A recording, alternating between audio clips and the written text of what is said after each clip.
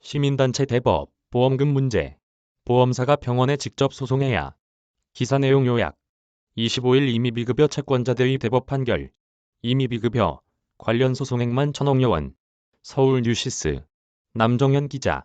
시민단체 소비자와 함께는 보험 소비자가 인지하지 못한 채 불법인 임의비급여 시술을 받은 후 실손보험금을 받았다면 이들이 소송에 휘말리지 않고 보험사가 의사에게 직접 치료비를 요구하도록 보험사의 채권자대위원을 인정해달라고 대법원에 촉구했다. 소비자와 함께는 23일 공식 입장을 통해 조만간 대법원이 선고할 예정인 임의비급여 관련 채권자대위 관련 소송과 관련해 상대적 약자인 일반 보험 소비자가 소송에 휘말리는 일이 없이 보험업계와 의료업계 간 다툼을 통해 해결돼야 한다고 밝혔다. 건강보험 비급여는 법정 비급여와 임의비급여로 나눌 수 있다. 임의비급여는 법상 정식으로 인정받지 못한 치료법이다. 정부에서 신의료기술 평가를 받고 안전성과 유효성을 인정받아야만 급여, 비급여 중 하나로 편입될 수 있다.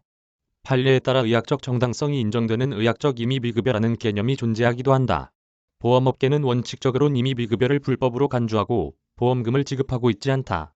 한 보험업계 관계자는 임의비급여는 안전성, 유효성이 입증되지 않은 치료 방법이기 때문에 병원이 환자한테 돈을 받으면 안 듣는데 환자한테 돈을 받았다. 임의비급여는 실손보험, 면책이라고 강조했다. 25일 대법원 전원합의체는 보험사가 실손보험 가입자인 소비자를 대신해 불법적인 임의비급여로 진료를 한 의료기관과 채권자대위원을 행사해 다툴 수 있는지 여부에 대해 판가름할 예정이다. A 보험사는 B의사로부터 트리암신 옳른, 주사치료 등을 받은 환자에게 진료비 상당의 실손보험금을 지급했다. 이후 이 주사치료가 국민건강보험법 등 관련 법령에 위반되는 임의비급여에 해당해 무효라고 주장. 2019년 채권자대위원에 기해 의사에 대한 진료비반 환청구 소송을 냈다. 채권자대위원이란 채권자가 자신의 채권을 보전기 위해 채무자의 권리를 대신 행사할 수 있는 권리를 말한다. 이번 소송은 실손보험금에 해당하는 부당이득 반환을 위한 채권자대위 소송이라 할 수 있다. 채권자가 의료기관을 상대로 채무자 대신 채권 회수를 할 수 있는지 다투는 것이다. 현재 이번 판결을 포함해 시보험사의 맘모톰 시술 등 1,000억여 원 상당의 임의비급여 관련 소송이 진행되고 있다. 이번 판결이 다른 판결에도 영향이 갈 만큼 업계의 이목이 집중되는 상황이다.